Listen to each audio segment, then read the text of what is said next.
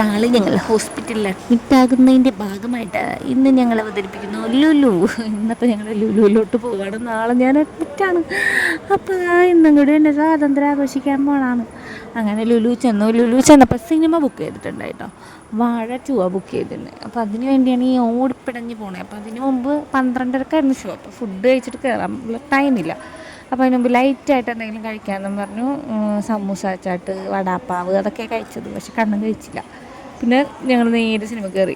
തുടങ്ങിയിട്ടൊന്നും ഉണ്ടായില്ല, ട്രെയിലർ കാണിക്കുന്നുണ്ടായുള്ളൂ. അങ്ങനെ പിന്നെ ഇൻ്റർവെല്ലിന് കണ്ണന് പോപ്കോൺ വേണമെന്ന് പറഞ്ഞിട്ട് പോപ്കോണൊക്കെ മേടിച്ച് അവിടെ നിന്നു. ഈ 9-ാം മാസം സിനിമക്ക് നിനക്ക് പോകണോ എന്ന് അമ്മ എന്നോട് പല പ്രാവശ്യം ചോദിച്ചതാണെങ്കിലും ഇനി ഞാൻ എന്ന് പോകാനാണെന്ന് പറഞ്ഞാണ് ഞാൻ അവിടെ നിന്ന് ഇറങ്ങിയത്.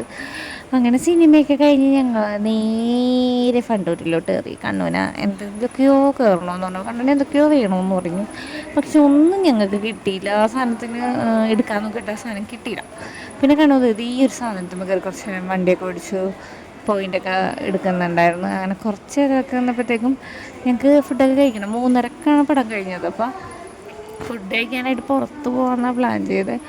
അങ്ങനെ പിന്നെ ഞങ്ങൾ ലുലുവിൽ ഇറങ്ങി പുറത്തോട്ട് ഇവിടെയാണ് പോയത്, ബിരിയാണി ചെമ്പിൽ പോയി ബിരിയാണി കഴിക്കാം. കാരണം നല്ലൊരു ബിരിയാണി കഴിച്ചിട്ട് എനിക്ക് പ്രസവിക്കാൻ പോകണം, അതാണ് എൻ്റെ ആഗ്രഹം. അപ്പോൾ ബിരിയാണി ചെമ്പിൽ പോയി ബിരിയാണിയൊക്കെ ഓർഡർ ചെയ്തു.